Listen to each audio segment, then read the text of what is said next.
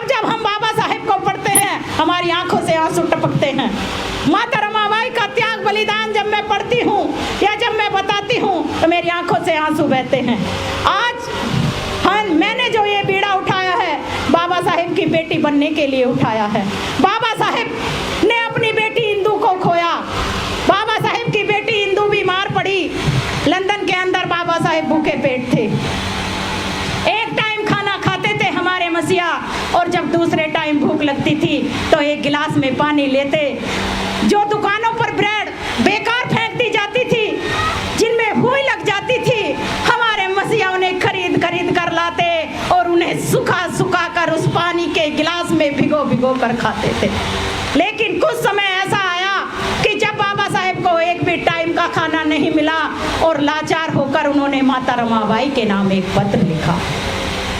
बाबा साहेब ने कहा कि रामू, मैं बहुत बेबस और बेहद लाचार हूँ, मेरे पास खाने के लिए पैसे नहीं है रामू। मेरे पास जो खाने के लिए पैसे थे उनसे मैंने बुक खरीद ली और मुझे खाना खाए कई दिन हो गए हैं रामू। तुम किसी से कर्जा ले लेना, जब मैं भारत वापस लौटूंगा तो मैं वह कर्जा लौटा दूंगा रामू। बाबा साहेब का वो पत्र माता रमाबाई पढ़ती हैं तो उनकी आंखों से आंसू बहते हैं, क्योंकि उनका बेटा पहले ही बिना दवाई के मर गया था, लेकिन वो अपनी इकलौती बेटी को बचाना चाहती थी। इंदू बहुत बीमार थी।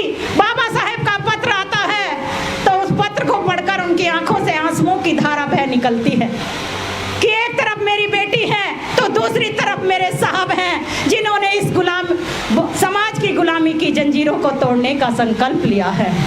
मैं किसे बचाऊं? साहब ने कहा है किसी से कर्जा ले लेना, मुझे कौन कर्जा देगा? इस हिंदू धर्म के अंदर, इस मनुवाद के अंदर मुझे कोई कर्जा नहीं देगा। और बाबा साहेब की पत्नी यानी कि हमारी पूज्य माता रमाबाई ने निर्णय लिया कि मैं अपने साहब को जरूर बचाऊंगी।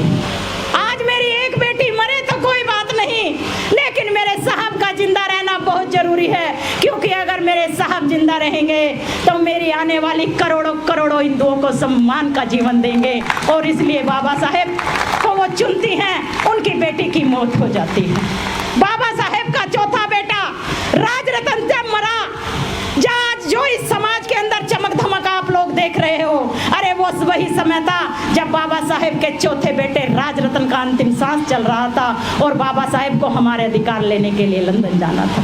बाबा साहेब ने अपने बेटे को नहीं चुना,